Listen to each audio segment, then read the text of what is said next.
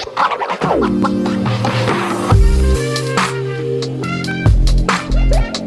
there, welcome back to my channel. My name is Brittney Bundles, and today's video is going to be about color psychology. We're going to keep on the marketing trend and topic that we've been on. I want to do a lot of different mini episodes in relation to marketing. I think that would be very helpful. If you are interested in business videos, if you're interested in starting a business, if you already have a business, or if you just find business content very interesting and entertaining, be sure to check out some of my business playlists right here on this channel. Also, be sure to listen to my business podcast. I have other people on the podcast, other entrepreneurs that have shared their experiences and their journeys and their takeaways and tips. So be sure to tune into that as well. Be sure to give the video a big thumbs up. Giving the video a thumbs up, it lets me know that you are enjoying the content. It also boosts the video up in the algorithm. So the more you like the video, it's as simple as liking, the more YouTube has a chance of picking up the video so that more people can see it. So I really appreciate that if you could do that as well. And then also leave a comment. Let me know what you think about this. So without further ado, I'm going to get right into the video. And this video is inspired by an article that I printed off. I have the article right here. This article was created by Benjamin Wright on April 1st, 2023. And it's called Ultimate Guide to What is Color Psychology in E-Commerce. And what made me want to look into color psychology is because I wanted to do a video going over email marketing, and I wanted to talk about the psychological aspects of marketing via newsletters. And then I was like, you know what, this would be really interesting to take it in a different direction and talk about the color scheme of your business and also the colors that you put in your newsletters and really how color has an impact on the buyer experience. So I came across this article. I'm going to read some of the information on the article and of course add my 2 cents in. So let's go ahead and get started. So I'm not going to read everything verbatim, but I do want to just touch on the fact that colors definitely can have an impact on how you feel. You know, there are certain colors that bring out different emotions. And I think that's so interesting. As some of you may know, I'm in school currently for psychology. And I did a video talking about how I got my first internship. So if you're interested in that, be sure to click that video after this.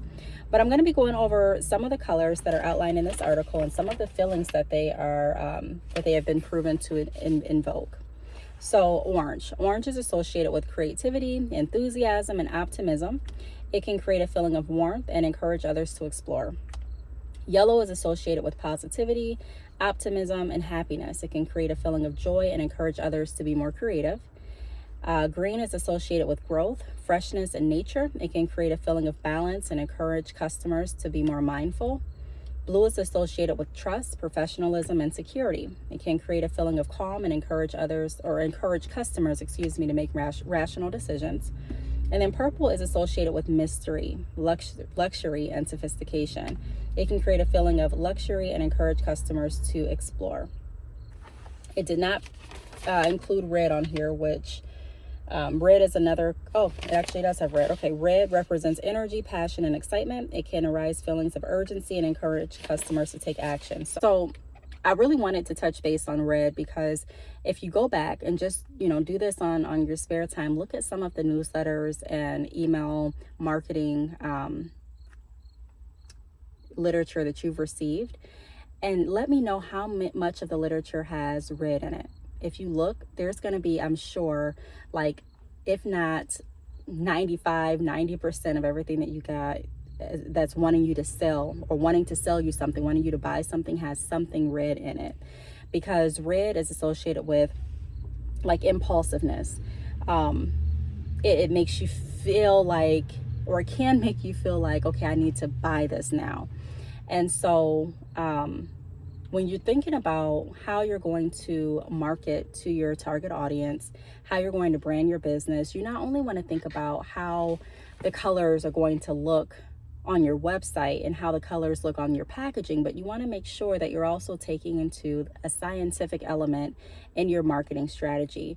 Now, when I started my business in 2013, I did not think about anything like that associated with psychology, or making sure that I chose colors that were based on invoking customers' experiences or anything like that. Like, I really just chose colors that I liked and that I thought fit the website design that I had at that time. And then I made the different, like, my packaging and marketing flyers to match that color that I initially chose, or those colors that I initially chose. I initially chose colors of I think pink, and then I transitioned away from pink to doing blue and green. And to this day, if you've been following me for some time, you know that my bundle wraps, I've done videos on bundle wraps. I do sell hair extensions. And so when I was doing videos talking about marketing and I would show my bundle wraps, they would be white, blue, and green, the colors of my logo. And like I said, those colors, I didn't think too deep about what colors I was using in terms of, a psychological aspect. I was just thinking of what I liked. So it's important to not get wrapped up so much in what you like that you overlook your goal and what is going to resonate with your customers. Of course, bring your identity to your brand, bring what you like to your brand, but also keep in mind that there have been lots of tests to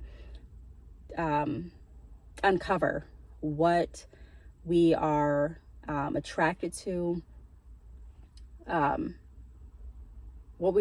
to, consciously as well as unconsciously, and what colors will make us feel, and what feelings are most useful when you are looking at selling products. Now, this doesn't mean, I'm just going to put that out there because some people say, hey, isn't that like tricking people into buying? No, but you do want to be very aware of everything that your customers can possibly feel. That's why it's important to take surveys, because you're wanting to understand how a lot of your customers are feeling with their interaction with your customer service and your products. That's why it's important to look at your metrics, because you're wanting to gauge the pattern of your customers. That's why it's important to look back at the analytics on your marketing strategies, because you're wanting to understand how well the marketing strategy is working and what areas you may need to improve on, and how the marketing is affecting your overall bottom line. And so it's important. This is no different, understanding and studying, okay, well, if I create an environment that curates this feeling, or if I create an environment that is conducive to this, then will I have a better outcome of providing better customer service? And will providing better customer service have a direct correlation with how many people are actually purchasing and how many people are referring my business to other people? So it's important to take all of that into consideration, looking at your metrics and looking at the science behind your business versus what just looks pretty. So I'm going to read some information from this article, and it does say that color psychology can be used in e-commerce in a variety of ways. It can be used to create a more engaging shopping experience, to influence customer behavior, and to create a powerful brand identity. Here are some tips for using color psychology in e-commerce. So it first goes over choose colors that evoke some certain feelings. For example, if you want to create a feeling of calm and relaxation, you might select a cool color such as blue or green. It's funny that I just went over that and I didn't even read through all of this. I just kind of skimmed through. And it's funny that they use blue or green, the colors of my logo. But that's true. Like we just went over. What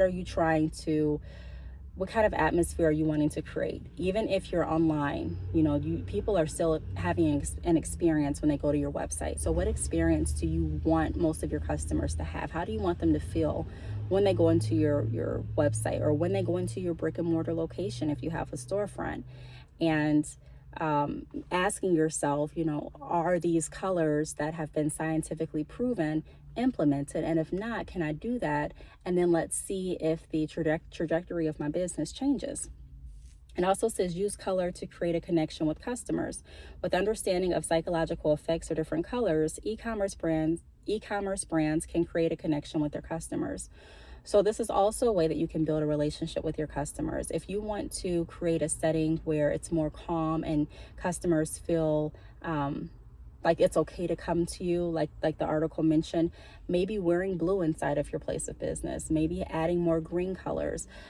Maybe if you're doing a form, adding a hint of blue to the form or green, something that can alert their conscious or even self-conscious that, hey, let's calm down, it's okay, this is a safe place. Also use color to influence customer behavior. So different colors can influence customer behavior. It's important to pick the right colors for your products and website, excuse me. For example, if you want to encourage customers to make a purchase, you might use a warm color such as red or yellow. And then also use color to create a powerful brand identity. By understanding the psychology of color, e-commerce brands can create a powerful and recognizable brand identity. So there's different colors within a color. For example, if you use a really dark or like loud red, that can be a signal of urgency. But if you use more so of a lighter tone red, that can be a sign of warmth and like invitation. So you want to be sure of the type of color you use, like the tone in the color as well. And if you think about it, you know, the TV networks, they're very strategic in the kind of colors they use throughout their movies and their TV shows. Even ads here on YouTube are very strategic on how they're placing their ads and what colors they're using. But if you start to just pay attention, like I said, it would be a good assignment, if you will, to go back through some of your emails and kind of see what colors you see most often. When I go through my emails, because I did this myself, I saw a lot of red because I get a lot of sales emails, you know, and I saw a lot of red. And red is a sign of urgency. And a lot of times when we're wanting to sell something, you want that customer to make the decision and buy on the spot. You don't want them to have a lot of time to think about it and come back and possibly have buyer's remorse. You want them to purchase, and you want them to be happy with their purchase, and you want them to, you know, be able to go on and enjoy their purchase and that sale to stick for your business. And so a lot of people use that urgency, but using that urgency alone without creating a sense of calmness where your customer can understand the value that you provide, it could have an adverse effect where people are buying quickly, but then they also are having buyer's remorse. So it's important to also match your return policy with that. You know, what kind of return policy do you want to have? In the industry that I'm in, I have a no return policy. Now, sometimes there's exceptions if the hair isn't opened or manipulated, but because I'm selling products that need to be sanitary, hair extensions, I can't resell extensions that have been worn or altered or washed or, you know, raked through to, you know, your fingers are just raking through it. It would come into, you know, it would cross over to the line of it not being sanitary. And so I can't have that. So I have a no return policy. A lot of other companies do for different reasons, but just looking and seeing, okay, what policy matches my goal.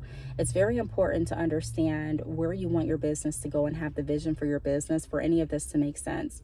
If all you're thinking about is making a sale and you're not thinking about how you're going to get there, so how your customers are feeling when they're interacting with your website, what thoughts are going through their mind, possibly when they're looking at your products. And like I said, the only way you're going to know that is if you're doing surveys or if you're being interactive with your client base. So often when we're marketing online, we forget that human piece and we just rely only on analytics. And analytics are great, but it doesn't take away from the fact that we need to be building relationships with our customers and clients. We need to be communicating with them, even if it's not verbally, you know, maybe via chat on your website, maybe via DM or text message, email.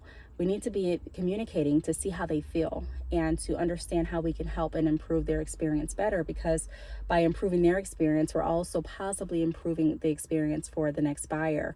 Of course, everyone has their different preference and everyone has a different, you know, makeup, and not everyone feels the same feeling when they see the same thing, right? Or the same colors. But if we can get a general idea of what the majority is feeling when they're coming to your website and what questions they have that maybe aren't answered on the website and what hesitations do they have and why are they experiencing buyer's remorse for those that are, it can help us shapen up our overall approach and delivery when we are looking at marketing.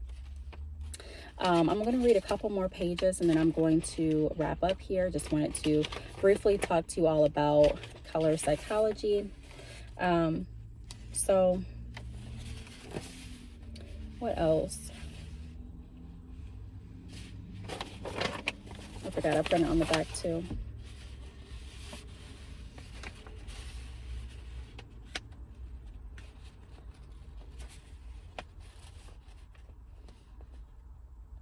I think it pretty much covered everything that we went over.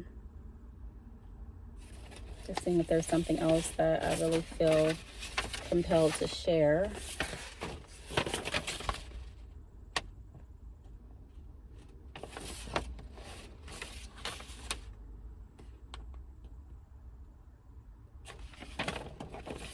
I think that's about it. So I'm going to leave that there. I am going to challenge you all to go back through some of your marketing literature and see what colors you see most often through the literature, and then try to incorporate colors that are connected to your end goal. Like, how do you want your customers to feel? What are you wanting them to do?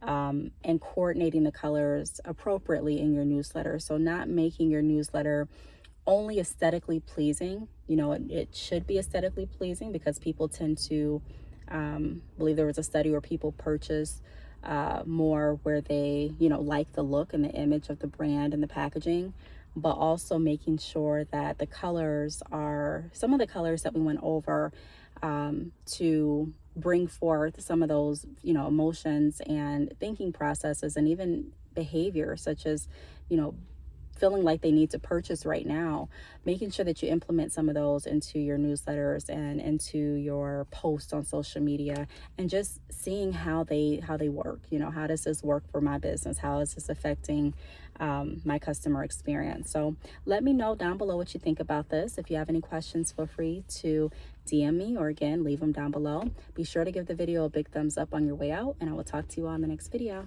Bye.